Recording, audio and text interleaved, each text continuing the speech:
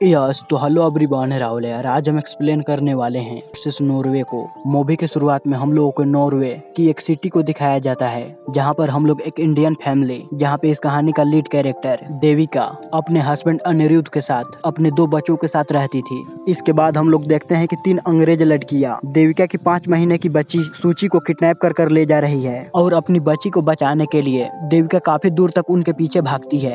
अब ये 3 लड़कियां कौन थी और ये सूची के बच्ची को किडनैप कर क्यों ले गई, ये जानने के लिए हमें कहानी में 24 घंटे पीछे जाना पड़ेगा। हम लोग अनिरुद्ध को देख पाते हैं जो अपने साइड पे जाने के लिए तैयार हो रहा होता है और देविका अपने बच्चों के साथ खेल रही होती है। तभी वहाँ पे 2 फॉरेन लड़की सिया और मटेल्टा आती है। ये दोनों चाइल्ड वेलफेयर डिपार्टमेंट से आई हुई थी। दरअसल नॉर्वे में एक रूल था कि चाइल्ड वेलफेयर वाले वहाँ के फैमिली के बच्चों को कुछ वीक्स तक ऑब्जर्व करते थे, ताकि ये लोग देख सके कि बच्चे की परवरिश इसके माँ बाप अच्छे से कर रहे हैं या नहीं। और अगर इन्हें थोड़ी सी भी डाउट होती तो इनके माँ बाप से इनके बच्चों को लेकर अपने कस्टडी में ले लेते थे। अब ये लोग यहाँ पर देविका को शुभ को हाथ से खाना खिलाते हुए देखते हैं, क्योंकि शुभ चम्मच से खाता ही नहीं था। अब ये दोनों यहाँ से जाते वक्त देविका को कहते हैं कि कल हमारा सीनियर ऑफिसर हमारे साथ आएंगे और कल हमारा लास्ट रिव्यू है। इसके बाद हम लोग आपके फाइनल रिपोर्ट को दे देंगे, क्योंकि देविका भी इनसे परेशान हो चुकी थी। इसके बाद ये शुभ को लेकर एक गार्डन जाती है, जहाँ पर आज शुभ का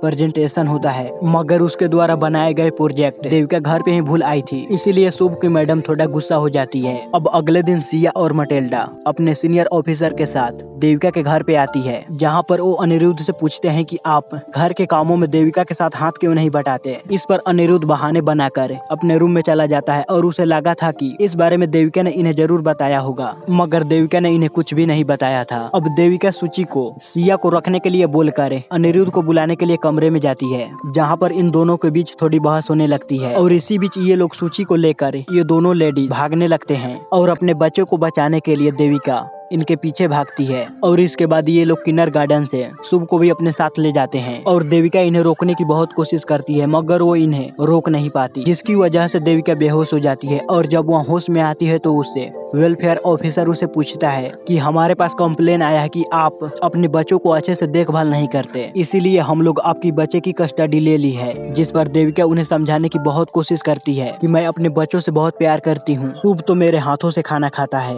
मगर ये लोग देविका की बात को नहीं मानते और वेलफेयर वाले सब जाने से पहले अनिरुद्ध को इस केस को लड़ने के लिए वकील सुनील कुमार का नंबर देते हैं, जो कि गवर्नमेंट की तरफ से इन्हें रिकमेंड किया गया था। अब इन सबसे परेशान होकर देविका वेलफेयर ऑफिस आती है, जहाँ पर उसे एंट्री भी नहीं मिलती है और उसे कहा जाता है कि आपके बच्चों को केयर होम में रखा गया है। इसीलिए देविका परेशान होकर वहीं पे बैठ जाती है और अनिरुद्ध उसे ढूंढते हुए वहाँ पे आता है और उसे लेकर घर जाने लगता है। रास्ते में देविका कहती है कि हमें हर हाल में अपने बच्चों को लेकर घर आना है। तब अनिरुद्ध उसे समझाता है कि हमें लीगल प्रोसेस से ही हमारे बच्चे वापस मिल सकते हैं और इसके लिए हमें वकील सुनील कुमार से मिलना पड़ेगा। घर आकर देविका अनिरुद्ध से कहती है कि अगर हम वेल्थ केयर वाले के लिस्ट पर काम करेंगे तो हमारे बच्चे वापस मिल जाएंगे, जिस पर अनिरुद्ध देविका को शांत रहने के लिए कहता है। और जब अनिरुद्ध अपने साइड पे चला जाता है तब देविका अपने घर वालों के पास कॉल करती है और इन सारी वाकया के बारे में बताती है। तब इसके घर वाले सब कहते हैं प्राइवेट वकील रखने के लिए, मगर देविका जानती थी कि अनिरुद्ध बहुत ही कंजूस टाइप आदमी है, ये कोई प्राइवेट वकील नहीं रखेगा। इसके बाद देविका अपने शादी के कुछ पलों को याद करती है। जब इन दोनों की शादी हुई थी तब अनिरुद्ध इससे कितना ज्यादा प्यार किया करता था और बच्चे होने के बाद इसने कितने अच्छे से बच्चे की देखभाल की थी, मगर अब हमारे बच्चे हमारे पास ही नहीं है, इसीलिए वह बहुत ही ज्यादा दुखी थी। और अगले दिन वकील सुनील कुमार से जाकर मिलती है, जहाँ पर वो इस मैटर के बारे में अच्छे से पूछताछ करते हैं। तब देविका उन्हें बताती है कि शुरुआत में ही सिया और मटेल्टा ने मुझे ब्रीथ ब्रीडिंग की तरीके सिखाए थे और मैंने उन्हें अपनी फैमिली की तरह ही ट्रीट किया, मगर ये लोग मेरे ही बच्चे को किडनैप कर लिए। इन लोगों का कहना था कि मैं अपने बच्चों को हाथ से ही खाना खिलाती हूँ और बच्चों को मैं अपने पास सुलाती हूँ। इसके बाद ये लोग शुभ और सूची से मिलने के लिए पुलिस स्टेशन जाते हैं, जहाँ पर वेलफेयर के लोग भी होते हैं। देविका जैसे ही अपने बच्चों को देखती है तो उसे गले लगा लेती है और वहीं पे रोने लगती है। वेलफेयर वाले सब देविका को रोने से मना करते हैं, क्योंकि इन्हें लगता था कि अगर देविका बच्चों के सामने रोएगी तो बच्चों पे गलत असर पड़ेगा और फिर ये लोग अगले ही पल इनसे इनके बच्चे छीन लेते हैं और देविका रोती ही रह जाती है। अब देविका को बच्चे से दूर हुए पूरे 2 सप्ताह हो चुके थे और इसके माता पिता भी इंडिया से यहाँ पर आ चुके होते हैं। कुछ दिनों के बाद काउंसलिंग के हेयरिंग में सुनील कुमार वेलफेयर वालों को समझा रहा होता है कि देविका जिस तरह से अपने बच्चों को देखभाल करती है वो इंडिया का कल्चर है। ये सिर्फ कल्चरल डिफरेंस है, इसका मतलब यह नहीं है कि देविका से उसके बच्चों को दूर किया जाए। और कुछ दलीलें सुनने के बाद ये लोग शुभ और सूची को देविका को सौंपने के लिए मान जाते हैं। अब इसकी वजह से ये लोग काफी ज्यादा खुश होते हैं और अगले दिन केयर होम पहुंच जाते हैं अपने बच्चों को लेने के लिए। मगर वहाँ पर उन्हें डॉक्टर मार्गस बताती है कि कोर्ट से हमें स्टे मिल गया है, आप अपने बच्चों को नहीं ले जा सकते क्योंकि आपका घर बच्चों के लिए कंफर्टेबल नहीं है। ये सुनकर देविका फिर से काफी ज्यादा परेशान हो जाती है और वहाँ पर शुभ को ढूंढने लगती है, मगर उसे शुभ वहाँ पर कहीं नहीं मिलता, जिसकी वजह से वह पागलों की तरह बिहेव करने लगती है। और देविका की ये वीडियो सिया रिकॉर्ड कर लेती है, जिसकी वजह से ये केस और भी ज्यादा बिगड़ जाती है। इधर इस केस से वकील सुनील कुमार को हटाकर किसी दूसरे वकील डैनियल को सौंप दिया जाता है। और फिर कोर्ट में वेलफेयर की तरफ से वकील रोजी बताती है कि सिया ने जिस रिपोर्ट को सबमिट की है उसके मुताबिक देविका मेंटली पागल हो चुकी है और इसे प्रूव करने के लिए वो किंडरगार्टन के टीचर से रिकॉर्डेड बयान भी सुनाती है, जिसमें वो टीचर बताती है कि देविका अपने बेटे शुभ की पढ़ाई को लेकर सबकॉन्शियस नहीं है, वह हमेशा अपने बेटे की प्रोजेक्ट को भूल जाती है। और रोजी वो भी वीडियो दिखाती है जिसे सिया ने बनाया था, जिसमें शुभ ने एक गिलास को तोड़ दिया था। इसीलिए थोड़ी देर के लिए देविका ने शुभ को घर से बाहर निकालकर गेट को लॉक कर दिया था। और इससे रोजी यह प्रूव करने की कोशिश कर रही थी कि देविका अपने बच्चों को पनिशमेंट देती है, जो कि इलीगल है। हालांकि डैनियल अपना पक्ष रखने की पूरी कोशिश करता है, मगर वो इस केस को हार जाता है और इनकी पिटीशन भी रिजेक्ट कर दी जाती है। देविका भी अपनी टूटी फूटी इंग्लिश बोलकर जज को समझाने की कोशिश करती है कि मैं अपने बच्चों से कितना ज्यादा प्यार करती हूँ, लेकिन जज उसका कोई बात नहीं सुनता और वहाँ से चला जाता है। देविका भी घर आकर काफी ज्यादा रोने लगती है, उसे कुछ भी खाने का मन नहीं कर रहा होता। वहाँ डेली मिल्क बोतल में सूची के लिए दूध भर कर ले जाती, मगर ये लोग सूची को ये दूध देते ही नहीं। अब अगले दिन 2 महीने बाद सेपरेशन का दिखाया जाता है, जहाँ पर उसकी दोस्त नंदनी एक वकील राबिया से मिलवाती है, जिसके बच्चे के साथ भी ऐसा ही हुआ था और उसने वेलफेयर वालों पर रिसर्च की थी। रिसर्च के बाद उसे मालूम पड़ा कि ये लोग इंडियन फैमिली के बच्चों को इसी तरह कर अपने कस्टडी में ले लेते हैं और फोस्टर पेरेंटिंग के नाम पर इनसे काफी सारे पैसे कमाते हैं। यह एक तरह का क्राइम है जिसमें जज, वकील और पुलिस वाले भी शामिल होते हैं। साथ ही वो एक टीचर बैरेट के द्वारा बनाए गए वीडियो को दिखाती है, जिसमें बच्चा बोल रहा था कि मुझे अपने माँ के पास जाना है। और ये सारी बातें जानने के बाद देविका अनिरुद्ध को जाकर इस बारे में बताती है, लेकिन अनिरुद्ध इसकी बातों पे यकीन नहीं करता। अब इससे देविका को गुस्सा आ जाती है और वहाँ अपने बच्चों को होम केयर से निकालने के लिए होम केयर पहुँचती है और उसी सेक्रेटरी तरीके से और सूची को वहाँ से निकाल कर स्वीडन एयरपोर्ट पे आती है और वो यहाँ से इंडिया जाने लगती है। मगर तभी वहाँ पर पुलिस वाले आते हैं और वो देविका को पकड़ लेते हैं और वहाँ से शुभ और सूची को छीन कर ले जाते हैं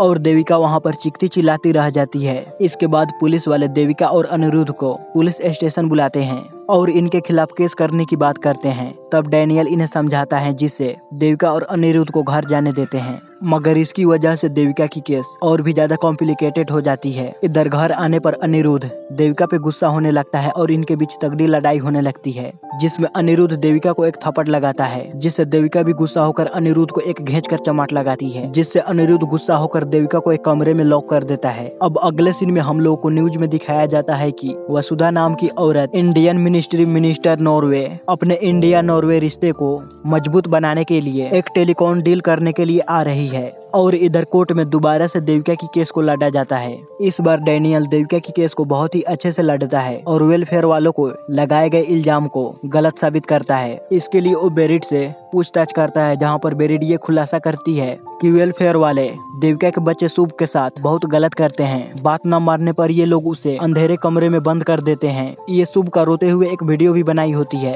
लेकिन वेलफेयर वाले उस वीडियो को डिलीट कर बैरिड को जॉब से ही निकाल दिया था।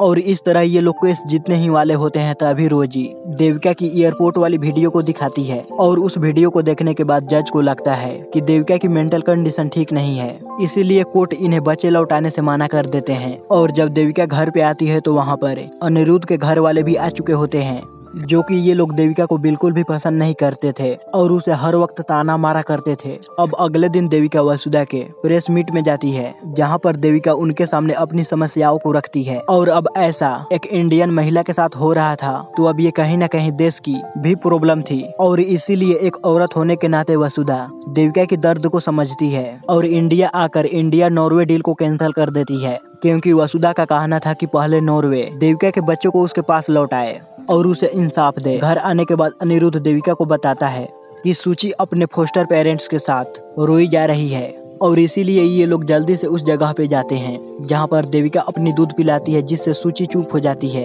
अब उन फोस्टर पेरेंट्स को भी अपने बच्चों से प्यार हो गया था, लेकिन वसुधा की वजह से नॉर्वे में देविका के लिए जस्टिस की मांग होने लगी थी और इसीलिए इंडिया हाउस नॉर्वे में देविका और वेलफेयर वालों को बात करने के लिए बुलाया गया था, जहाँ पर वेलफेयर का एक ऑफिसर अनिरुद्ध के भाई को अपनी बातों में फंसाता है और कहता है अगर तुम इन बच्चों का फोस्टर पेरेंट्स बन जाओगे तो तुम्हें हर साल इन बच्चों की देखभाल करने के लिए 50 लाख रुपए मिलेंगे और इसके लिए वहाँ राजी हो जाता है। तब वेलफेयर वाले यहाँ डिसाइड करते हैं कि देविका और अनिरुद्ध अपनी बच्चे की देखभाल करने में अभी भी असमर्थ है, इसीलिए हम आपके किसी करीबी को फोस्टर पेरेंट्स बना सकते हैं और इसके लिए वो अनिरुद्ध का भाई अनुराग का नाम रिकमेंड करते हैं।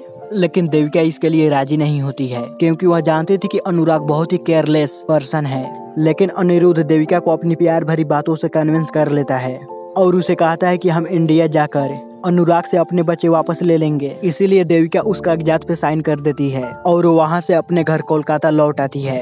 अब सेपरेशन के 9 महीने बाद नॉर्वे गवर्नमेंट अनुराग को देविका के बच्चे सौंप देते हैं, जिससे देविका और उसके घर वाले काफी ज्यादा खुश होते हैं।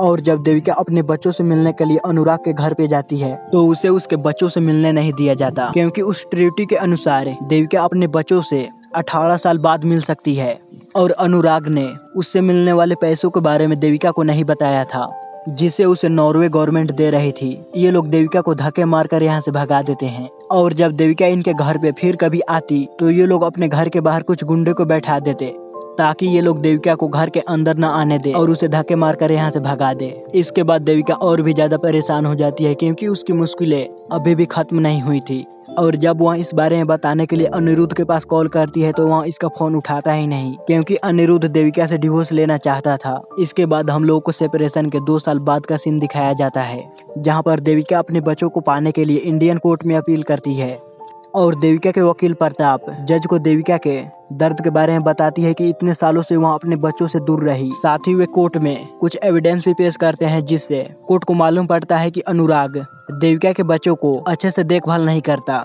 इसीलिए वकील चाहता था कि इस कोर्ट से देविका को कम से कम इंसाफ तो मिल सके। लेकिन तभी वहाँ पर डैनियल नॉर्वे गवर्नमेंट की तरफ से इस केस को लड़ने के लिए आता है और वो कोर्ट को ये सच्चाई बताता है कि अब तक नॉर्वे गवर्नमेंट अनुराग को देविका की बच्चों को देखभाल करने के लिए अब तक 80 लाख रुपए दे चुके हैं, मगर इसके बावजूद भी अनुराग बच्चों को अच्छे से देखभाल नहीं कर रहा है और वही देविका मेंटली अनफिट है। इसीलिए वह इन बच्चों की कस्टडी वापस से नॉर्वे में वेलफेयर वालों को सौंपने की मांग करता है। लेकिन मिसेस प्रताप कोर्ट में नॉर्वे और इंडियन डॉक्टर की रिपोर्ट को पेश करती हैं, जिसमें क्लियरली मेंटेन था कि देविका की मेंटल कंडीशन बिल्कुल ठीक है। सिर्फ उसके हस्बैंड अनुराग ने देविका को मेंटल बनाने की झूठी साजिशें रची। दरअसल उसने पैसों और सिटीजनशिप के लालच में देविका का साथ नहीं दिया और इसीलिए वो उसे छोड़कर चला गया था। इसके बाद मिसेस प्रताप डैनियल से भी कुछ सवाल करते हैं, जिससे डैनियल को भी लगता है कि देविका से अच्छा इनके बच्चे का कोई देखभाल कर ही नहीं सकता। इसलिए वह अपने केस को खत्म कर देता है। इसके बाद देविका कोर्ट को माँ और बच्चे की प्यार के बारे में बताती है और देविका की बातों को सुनकर कोर्ट में मौजूद सारे जन की आंखों में आंसू आ जाते हैं।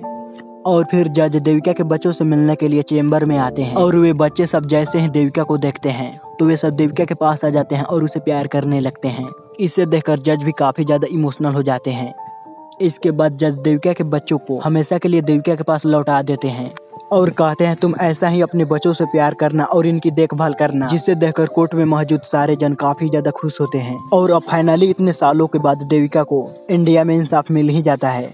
अब देविका खुशी से अपने बच्चों के साथ रहने लगती है। मूवी के लास्ट में हमें सागरकी चक्रवर्ती के बारे में बताया जाता है, जिनके साथ इस तरह की घटना नॉर्वे में हुई थी और उन्हें 3 साल के लड़ाई और संघर्ष के बाद उनके बच्चे उन्हें वापस मिले। और इसी के साथ यह मूवी यहीं पे खत्म होती है। सो गाइज, आपको यह वीडियो कैसा लगा प्लीज हमें लाइक और कमेंट कर जरूर बताइएगा और इस चैनल